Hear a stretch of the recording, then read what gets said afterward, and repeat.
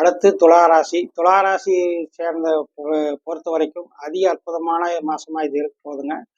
காரணம் என்னன்னு கேட்டீங்கன்னா, ஏற்கனவே ஆல்ரெடி குரு உங்களுடைய ராசியை பார்த்துக்கிட்டு இருக்கிறார். மனதில் ஒரு தெம்பும் உற்சாகமும் உல்லாசத்தையும் அனுபவிக்கக்கூடிய ஒரு தன்மையும் கொடுப்பார். 3ஆம் இடத்தில் குரு பார்க்கறதுனால உங்களுக்கு 3ஆம் இடத்தை குரு பார்க்கறதுனால நல்ல செய்திகள், நல்ல தகவல்கள், திருமணம், காது குத்து போன்ற விசேஷங்கள் கலந்துக்கிறதுக்கான தகவல்கள், அல்லது உங்கள் குடும்பத்திலேயே சுப நிகழ்ச்சிகள் நடக்கக்கூடிய வாய்ப்புகள் உண்டுங்க. ஏன்னா உங்களுக்கு 2ஆம் இடத்தை சுக்கிரனும் பார்க்குறாரு. அதுக்கப்புறம் 3ஆம் இடத்துக்கு மாறி போய் புதன் சுக்கிரன் பரிவர்த்தனை, இது உங்களுடைய 9ஆம் அதிபதி ராசியை பார்க்கக்கூடிய நிலை, இது எல்லாமே ரொம்ப அருமையான அற்புதமான மாசமாக இருக்க போது. விருந்து, கேளிக்கைகள், விசேஷங்கள் போன்றவை கலந்துக்கக்கூடிய வாய்ப்புகள் ஏற்படும். அரசியலிலும் அரசாங்கத்திலும் இருப்பவர்கள் பதவி உயர்வை எதிர்பார்க்கலாம்.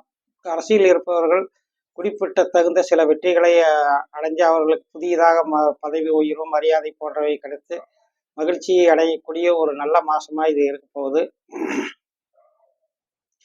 மாதத்தில் முதல் 12 நாட்கள் வரை உங்களுக்கு குழந்தைகளால் வீண் செலவுகள், சில தேவையற்ற மனக்குழப்பங்கள் வர்றதுக்கான வாய்ப்புண்டு. அதாவது கணவன் மனைவி உறவுக்குள்ளே சில சச்சரவுகள் வரும் போகும். ஒரு சிலருக்கு சில முகரோகம், அல்லாத முகத்தில் ஏதாவது சிறு சிறு காயங்கள் போன்றவை ஏற்படுறதுக்கு வாய்ப்பாகவும் இது அமையும். ஆனால் அதே சமயத்தில் உங்களுக்கு இந்த மாதம் முழுவதும் எல்லா பிரச்சனையும் சிறு சிறு பிரச்சனைகள் வந்தாலுமே கூட இந்த மே மாதம் எல்லா பிரச்சனைகளுமே கலந்து உற்சாகம், சந்தோஷம் கலந்த ஒரு மாதமாக இருக்கணும். பதவி உயர்வு, உத்தியோக உயர்வு எல்லாமே கிடைக்கும். உங்களுக்கு வேலையை எதிர்பார்க்கிறவங்களுக்கும் பார்த்தீங்கன்னா, உங்களுக்கு இந்த மாத கடைசிக்குள்ளேயே சில பேருக்கு வேலை கிடைச்சிரும். அப்பாயின்மெண்ட் ஆர்டரும் கிடைக்கும். வெளிநாடு செல்றதுக்கான வாய்ப்புகளை எதிர்பார்த்துக்கிறவங்களும் சற்று காலந்தாழ்ந்து தான் ஆகும். அடுத்த மாதம் அதற்கான வாய்ப்புகள் கிடைக்கும். இந்த மாதம் கொஞ்சம் பொறுமையாக இருக்கிறது நல்லது. மற்றபடி மற்ற இனங்களில் உங்களுக்கு ராசி குரு பார்க்கறதுன்னு இல்லாமல் ராசிநாதனுமே கூட ரொம்ப சிறப்பாக இருக்கிறது. ராசியை பாக்கியாதி பார்க்கறது எல்லாமே ரொம்ப அருமையாக இருக்குது. உற்சாகம், மகிழ்ச்சியும் இருக்கக்கூடிய ஒரு நல்ல மாதமாக இருக்குது. பணவரவை பொறுத்த வரைக்கும் இந்த பணவரவுங்கிறது இந்த மாதம் ஒரு சுமாராக தான் இருக்கும். பணவரவு சுமாராக இருந்தாலும் மனது ரொம்ப சந்தோஷமாகவே இருக்கும்.